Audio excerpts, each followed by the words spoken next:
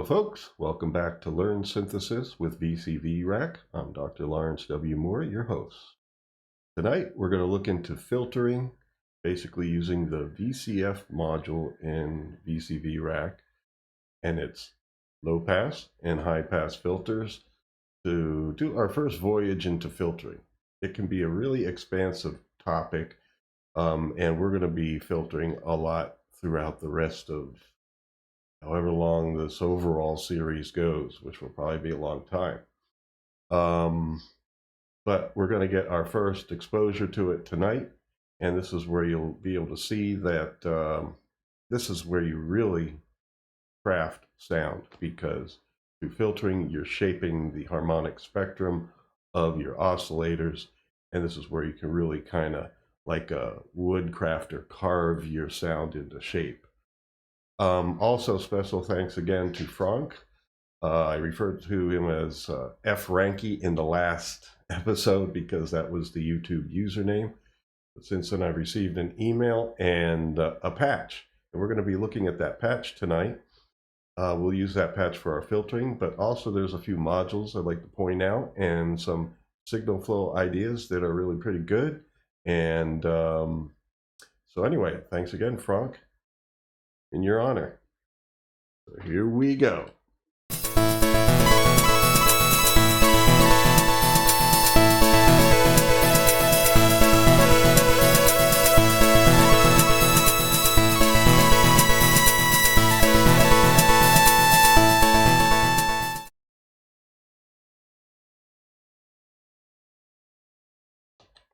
Okay, so here we are. Here's the patch that I told you about. First of all, one thing I haven't talked about yet at all was the notes module. You can easily just right click on your rack, type in notes, and there it is. It's basically a notepad where you can write down some information that you think somebody else viewing your patch would like to know. And also it's a good thing for yourself when you're making instruments that you want to keep and stuff, that you know, you come back to a few months later and you're wondering what you did, and you know, it's just a little quicker for you to kind of remind yourself of some of the things that you've done. In the notes, you can store things like the color coding of your cables, and I'll show you about that because I haven't really bothered with color coding my cables yet, but I can show you how to do that. And then also here's some frequency information. Now there's 3 oscillators in this patch, but there's 5 frequencies listed here. So maybe these are some other frequencies to try with more oscillators to see what you get for a really fat sound. But what I'd like to really show you folks is the setup we have here. Our volts per octave pitch output is going into, first of all, well, it's going eventually to all 3 oscillators, but here we have one oscillator. It goes in directly, and then for the second oscillator it goes by way of this module, which I haven't shown yet. It's the oct module. This basically takes whatever pitch you put in here and puts it in the octave that you select here and sends it out to the oscillator you have it hooked up to. The middle position is no change in octave. That's why this isn't lit up here. In this one here, this oscillator that it is controlling is basically going down 1 octave. So down is down and up is up. The middle one of the 7 is the no change. So technically this one you could take out and just hook up the oscillator directly. But when you're making sounds and you're trying different octave placements out and things like that, it's nice to have them popped in and just try different octave arrangements to see how they sound, and then well, there you go. So that's always a good thing to know about. So far we have 2 sawtooths with the wavetable oscillators for all three oscillators. 2 sawtooths. These are chorused apart. The notes show, well, among the 5 frequencies there, this oscillator, it's basically considering 261.63 middle C to be the center pitch. So this one's a little bit up from that, and this one's a little bit down from that. And so that's how those two are tuned. And this sine wave is down the octave to add some bottom to the sound. This sine wave is not detuned. It is kept on 261.63 middle C, meaning no shift in pitch, but it is down the octave, so it'd really be, when you play middle C, it would be about 130, I'm not going to work it out, I think 130.81, because 0.63 does not divide into 2. Well, anyway, we have our process module like we've been using, but Frank came up with something that actually should have been obvious to me to begin with, but basically the output of the process module is going to the 3 channels here. The oscillators are going into the audio inputs of these 3 channels. Now, it's by way of this module here that I'll talk about in a minute, but you could think of it as this is oscillator 1, 2, 3, going there directly. And then the process is going here directly. And then the envelope gate is going in here. I just totally, didn't notice or didn't think about the CV input here. That is the CV control for the whole mixer. Now, the same process, just like last time, is applied to all 3 oscillators, and the same envelope is applied to all 3 oscillators. But instead of daisy chaining that I was doing, going from one channel to the next, it's just more efficient to have basically each oscillator have its own channel.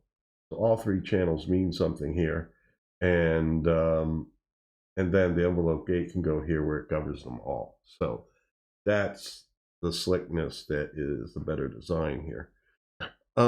This module is a mute module, so that, well, first of all, let's hear the sound.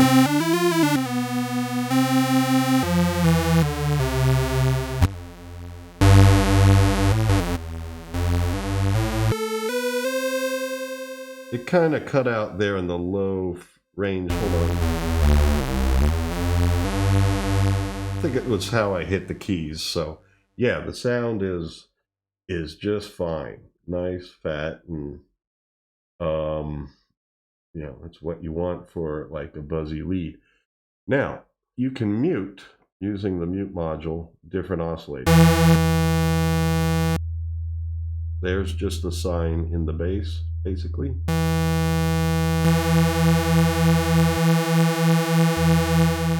So you can turn off and on different oscillators while you're tuning them or something like that to get your settings the way you want. Also, it's a nice thing to have the cables go up and down here. Looks better than going just straight across, I guess. So, yeah, once again, this isn't absolutely necessary, but it's just a nice thing to know about, and I think a cool thing to have, at least when you're setting up your sound. I don't think this is going to take much in the way of processing at all, because it's just on-off switches, so there's no problem in having it there. And then, of course, yeah, our mixer. And then the mixer goes straight out to audio. So, nice, sleek design. So anyway, we are going to go on to filtering now, and we can use this sound to do it. I'm going to take away the notes just so we have more room and I can keep more things on screen.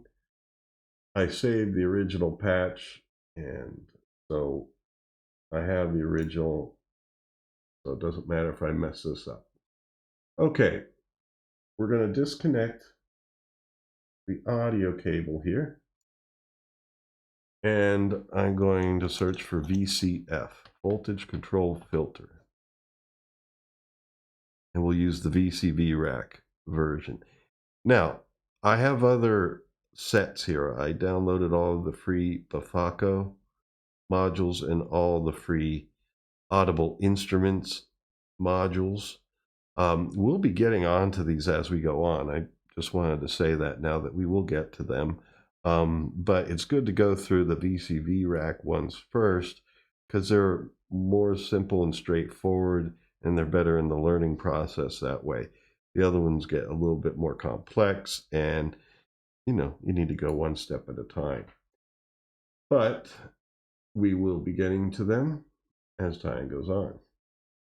Now, so our mixer output is the end of our signal chain, and the VCF receives audio input. And actually, I might as well show you this here. When you want to color code your cables, so far in this patch, the blue cable color is used for audio. So if we want to keep that going, you right click on the output, then you're going to left click on the color that you want, and I believe that's this one. Actually, I'm wearing blue screen or blue light filtering glasses right now, so the blues and greens look the same. Let me try this. Oh, all right, you got to be careful about doing this. You got to right click on it. Yeah, this one here. You right click on it and select with left click. Sometimes it doesn't connect up, and that's why I kind of didn't bother with it for a while. But earlier today, I was able to do it. All right, right click, then release the right click, hold down the left click. There you go. I wasn't lifting up the right click.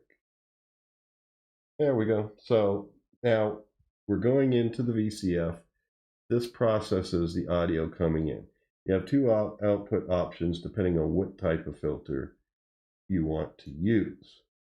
There's high pass and low pass. We're going to use the low pass. It's the more commonly used, and we might as well make this an audio cable as well.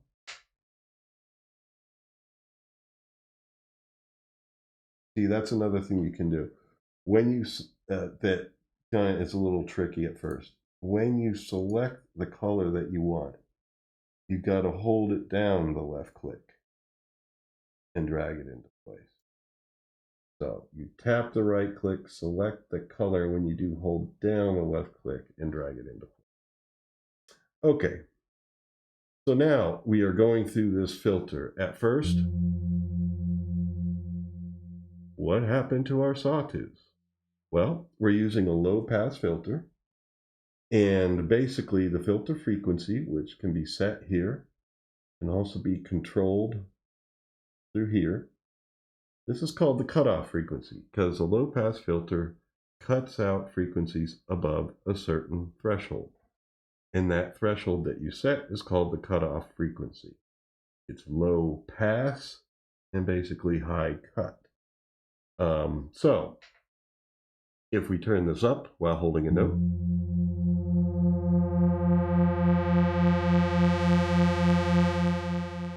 we hear the upper frequencies coming in.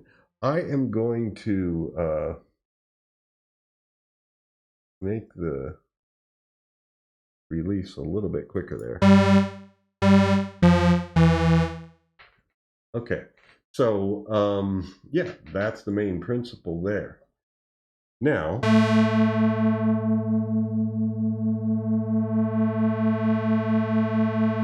another thing you can do when you find out where you want your cutoff frequency is use resonance.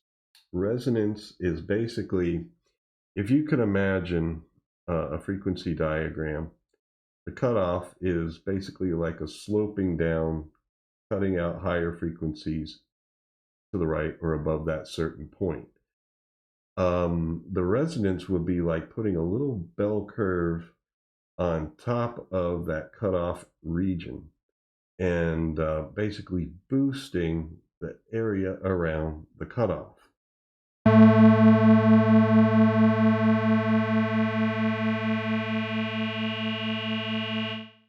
it basically boosts that region and attenuates everything else around it. And the amount of boost is a lot of times determined by the type of filter. A lot of times when you see filters, it might be listed whether it's a 12 dB or 24 dB filter. That's basically indicating to you the resonance ability and how much it'll stand out. This sounds like it's modeling a 24 dB filter.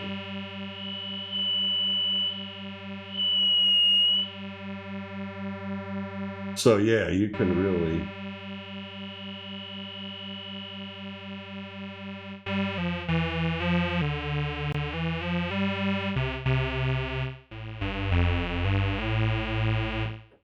so when you find your preferred resonance amount,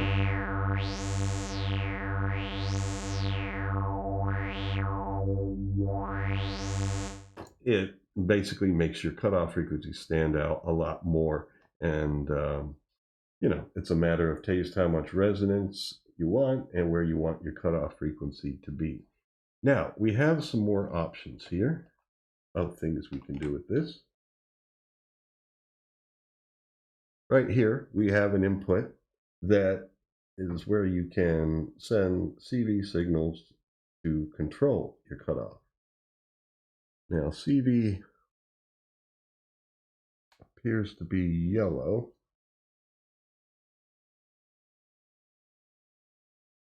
So I'm going to go with that. And I'm going to scroll over here and hook this up to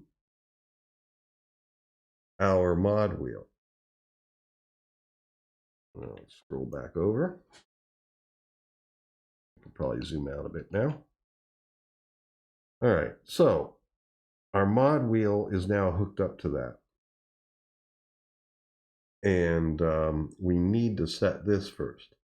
How much is the mod wheel going to affect it and in what direction? We want it to affect it going upwards.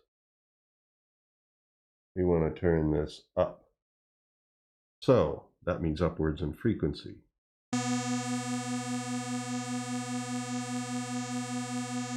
I'm hearing a little difference there, but not that much. Let me see here.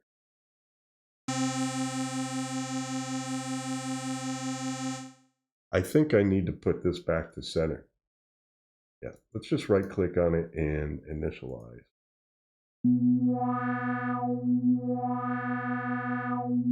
Okay, and now let me turn this up. I should be able to bend up further now.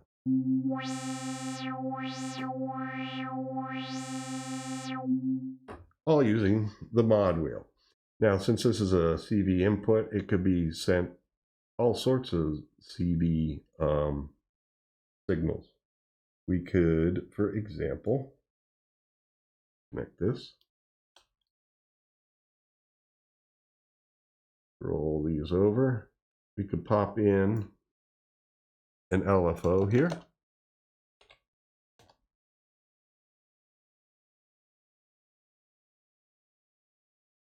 And let's say assign shape. And that goes in to the cutoff here. You can also change resonance here, and we'll try that out in a minute. Oh, I'm bad with cables tonight. There we go. And let's see.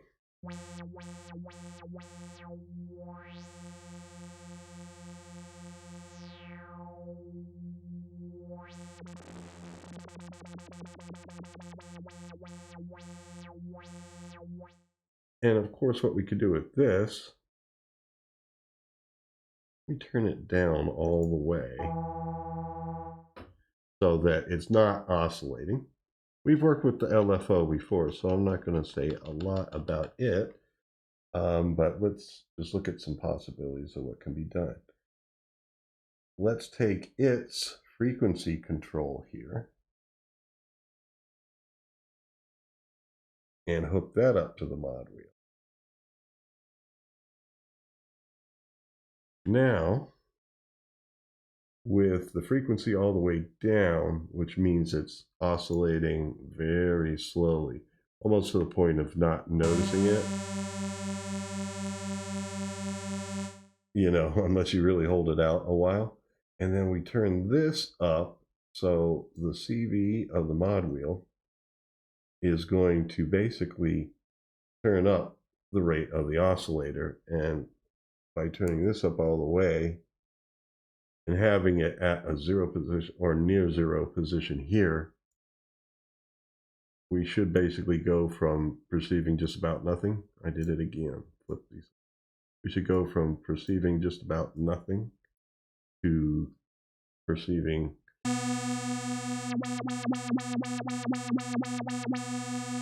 that's about as fast as we can get when starting from 0. I believe I have this turned up all the way. Yep. So let's just turn this up a little bit more.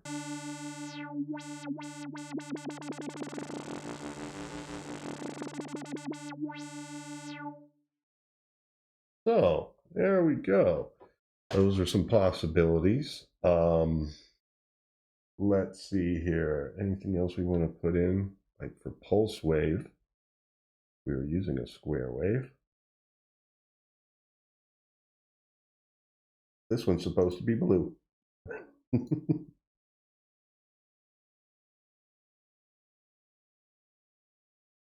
Okay, so we're going to use a square wave and see how this will be more like an on-off type of thing.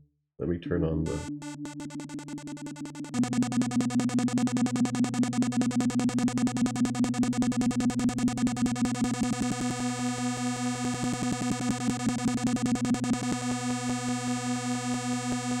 So there, when I'm turning the pulse width up all the way, which I think in this case means like almost all crest and very little trough, if none.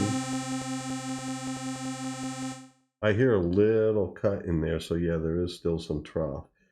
Because I guess technically it can't be all the way crest and no trough.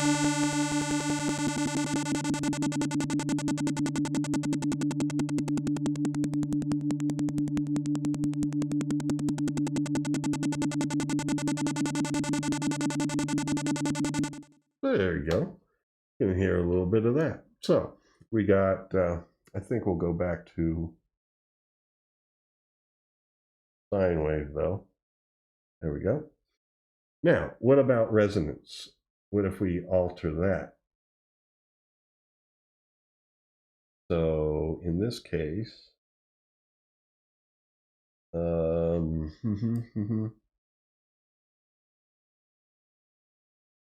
yeah, this is the input here. This is the one that's not supposed to be blue. This is supposed to be yellow. Actually, yeah, that's right. Because we're using these oscillators as controllers. It's not actually audio. Alrighty, so instead we're going to hook this up to our resonance. Now, you need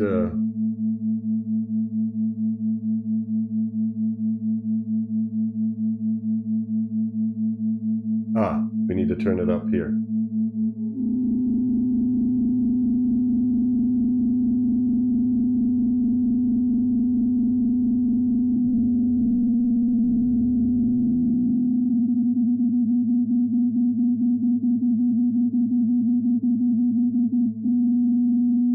I turned down my mod wheel.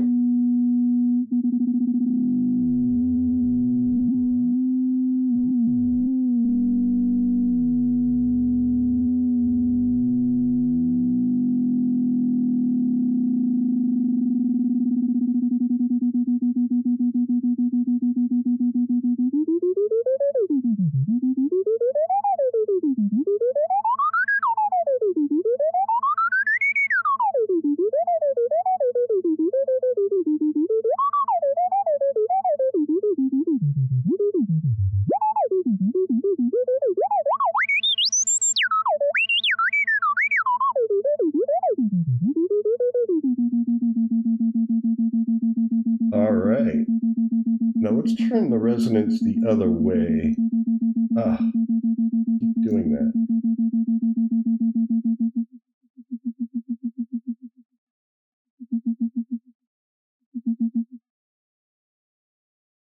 yeah, this won't do anything for us because it's going below the cutoff. Or actually the resonance amount is so small. Well, let's see where the cutoff is.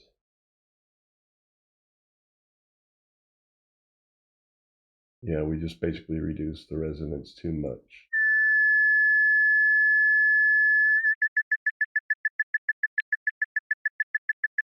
So turn it up and have the oscillator oscillate the other direction, which is kind of like turning it off and on.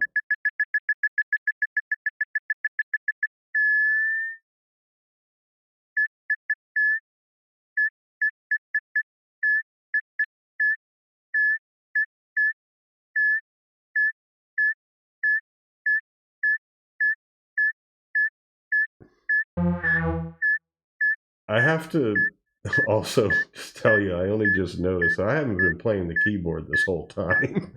So we're really just hearing the, we're not even hearing the sound.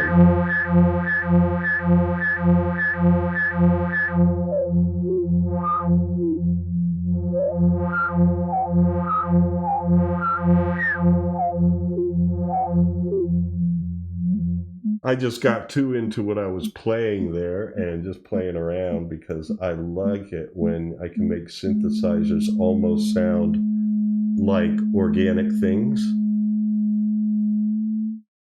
All right, turn down the resonance there. So really at that point, I mean, for a while there, we were only hearing the resonance filter itself without really the oscillators playing anything. We were just hearing the filter. And it was basically filtering no signal in a way, and you still get something. So anyway, let's, I'm going to get rid of this to stop, you know, to limit the number of variables. Just wanted to show you some of the things you can do. All right, our mixer's hooked up here. All right, good.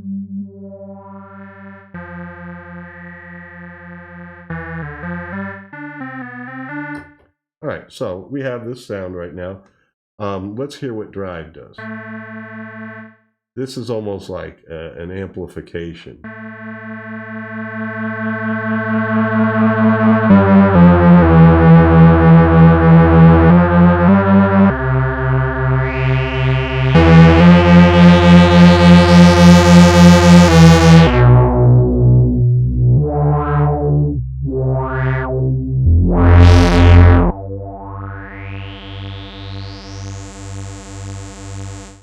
So actually having, do this on yellow, actually having this hooked up to the mod wheel will allow me to play melodically with one hand and alter cutoff frequency with the other.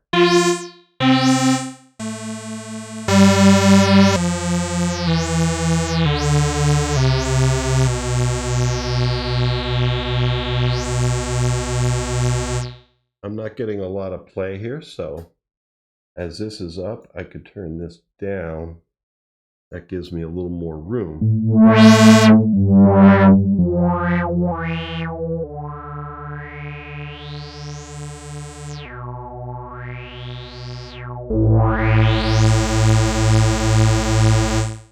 You can also, since VCV Rack allows you to combine cables, you can have the drive also controlled by the mod wheel. Now, if you have a controller keyboard with other controllers on it, some knobs, maybe set to something like controller numbers 23 through 27. That's a common setting because those are undefined by the MIDI protocol. So they're easy to use without using something else that actually supposed to be doing something else.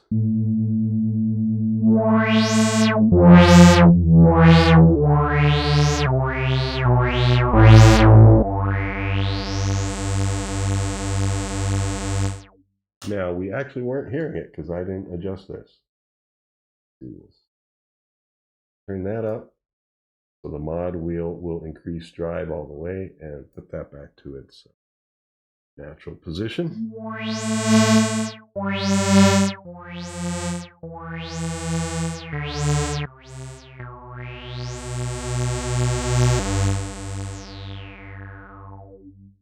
Now, what I was starting to say before is that you can have controllers on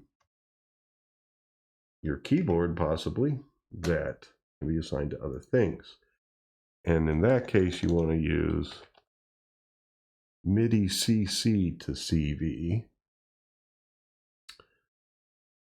I think print small for me, so it's hard for me to see. Here it is. There we go. Now, this is another MIDI input, and this is where you can assign these different jacks here to different MIDI controller numbers. Now, I'm not sure what I do have knobs on my keyboard here. I haven't this is a fairly new keyboard, and I haven't really played with these yet. I don't know what they're set to, but you would need to set your MIDI controller number here. Now, do you drag or do you type it in? Try 21. I have a feeling that might be 21 through 27 are probably what these are set to. There's actually a good number of controller numbers in the MIDI CC or continuous controller chart that are available, meaning they aren't assigned. Ooh, I hit something wrong there. 28. There we go. I'm taking a guess here. I'm flying by the seat of my pants. Let's see if I can get lucky here. Other than that, I can try 11.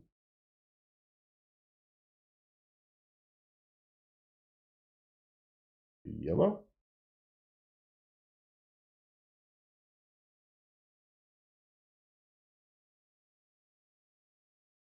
Try that. No, it's not doing anything. How did I know it wouldn't be the right one? Let's see. Let me try 11.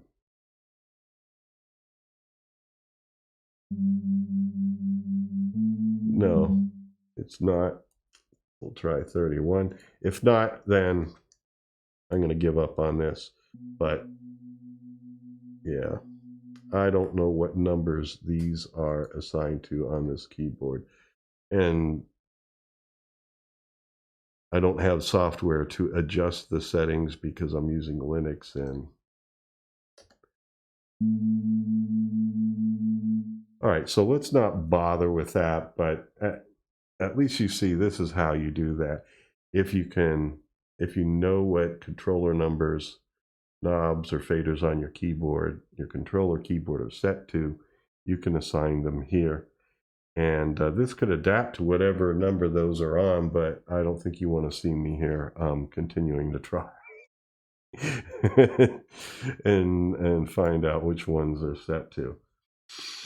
But yeah, you can search online for MIDI CC chart, and it'll show you like the MIDI continuous controller chart, where you have certain controller numbers, like 7 is typically volume, and I believe 11 is pan, and 1 is mod wheel, and so forth. And you have all those, different assignments already kind of like defined in MIDI, but there's big expanses where they're open. Like I know it's 21 through 28, I think 31 through 38, and so forth. I think 64 actually is sustained, so that's one to avoid. But you can look up a chart and see which ones are available that you wouldn't be messing with any that you want to keep available for other possibilities that, that like a DAW would definitely use. We will in the future look at using this with a DAW. But we have a pitch wheel. Now, pitch wheel is different than a continuous controller. It has, in MIDI, a much higher resolution. It's 0 to 14,383 is its range. So it's a what they would call a 14-bit controller. I didn't use yellow, so let me do that.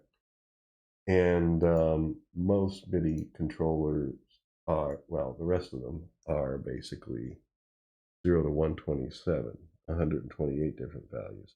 But we could use a pitch wheel on one of these. I don't think the pitch wheel, yeah, it's not bending pitch, it's doing what I'm asking it to do. That's good.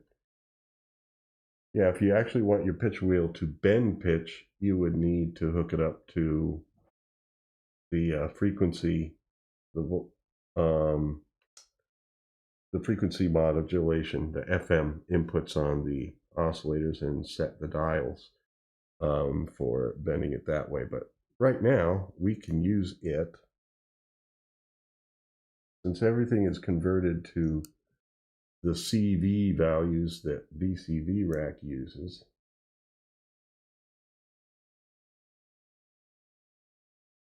We can now use the mod wheel for our cutoff.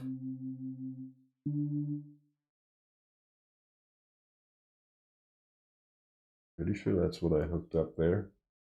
Oh, wait a minute. No. I'm using the pitch wheel for cutoff.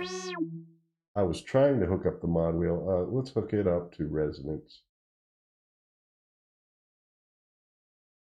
Sorry about that. Might be hard to see here, but pitch wheel is here and mod wheel is here. There we go. So now,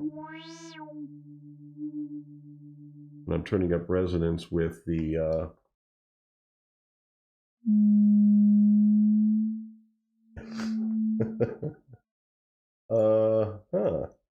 let's see. I want to be able to right about there. Turn up resonance with the mod wheel. And use the cutoff with the pitch wheel.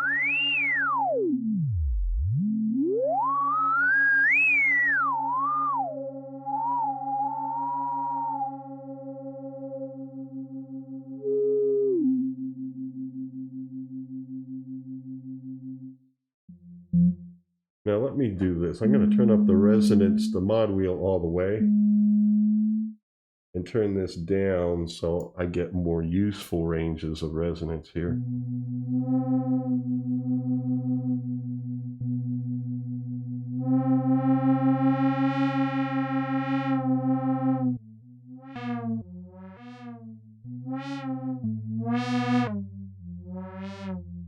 So I encourage you to play with that on your own, because just listening to me do it, you don't see the keyboard, mod wheel, or anything. So anyway, as you see, there's a lot of things to be played with here and to be tried. Now, what I'm going to do is disconnect these just to kind of finish things off today with listening to the high pass filter. So let's turn our resonance down. Let's initialize our drive. So we're not hearing those. Cutoff is roughly in the center there. And then we're going to hear high pass. Now, it's just the opposite as low pass. This passes higher frequencies above a certain point. Low pass passes frequencies below a certain point. So now we're basically getting a low cut. So we're probably not going to hear our sine wave anymore.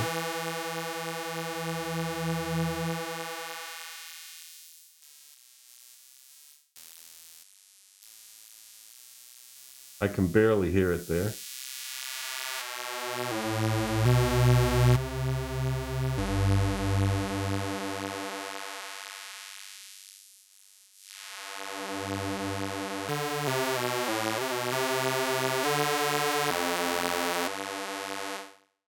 So, I mean, that has its own uses as an effect and so forth. But low pass is more commonly used. I can turn this down now.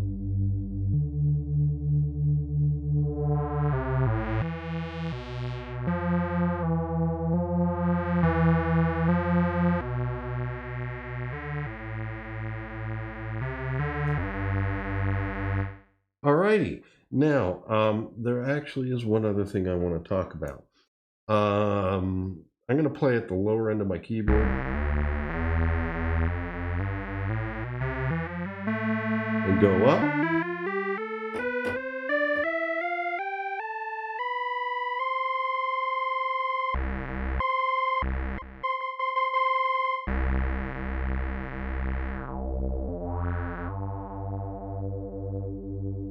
Now let's set the cutoff somewhere here.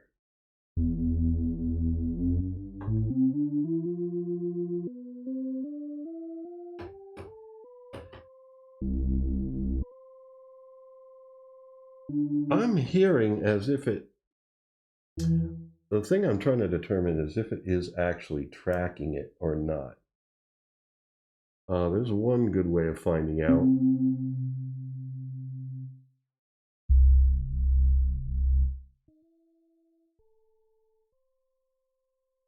Yeah, it's not tracking it. What tracking is, key tracking, is when the frequency of your cutoff adjusts to the frequency of the note you're playing. And I want to see if we can do that. So I'm going to initialize this, turn this up all the way, and then have our volts per octave. Start here. Have it feed this, and I'm going to see if we get keyboard tracking that way.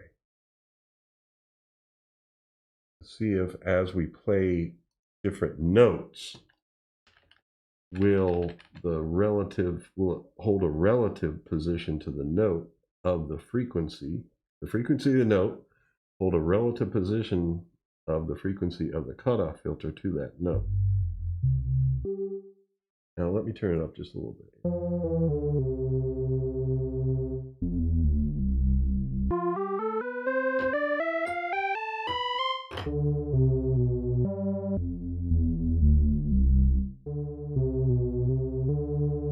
I think it's giving me some key tracking there.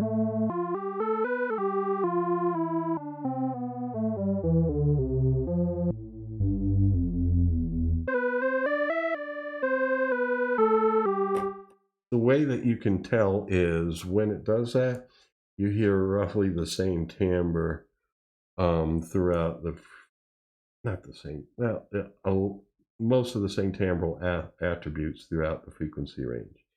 You don't hear things disappear. Now here we are hearing down low.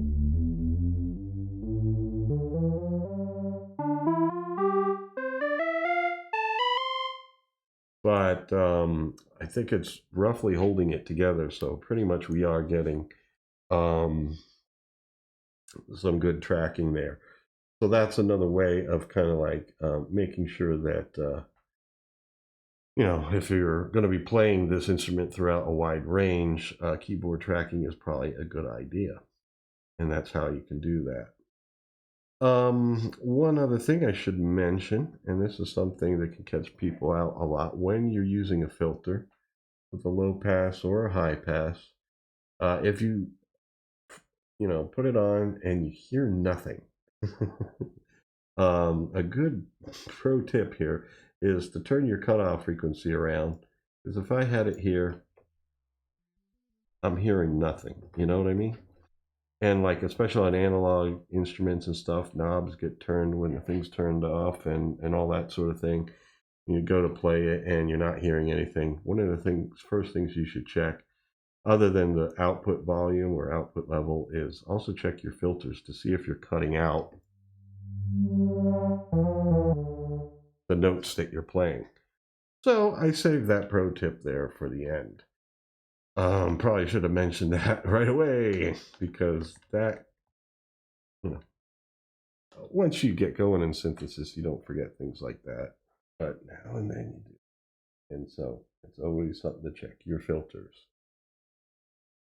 Alrighty, I'm going to take a screenshot here. Thank you for joining me, and thanks to Frank for this patch. Yeah, I'm feeling good that we're getting engagement in this series and people are communicating. Please, love to see more of that. Leave a comment if you have questions, if you have suggestions and things like that also, or just to say hello.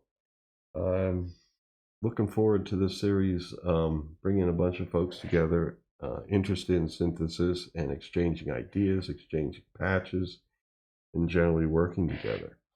So if you enjoyed this video at all or you found it useful, please like, share, subscribe. I'm not on social media much, so you can share for me and share on Facebook or Instagram or anything you might be on.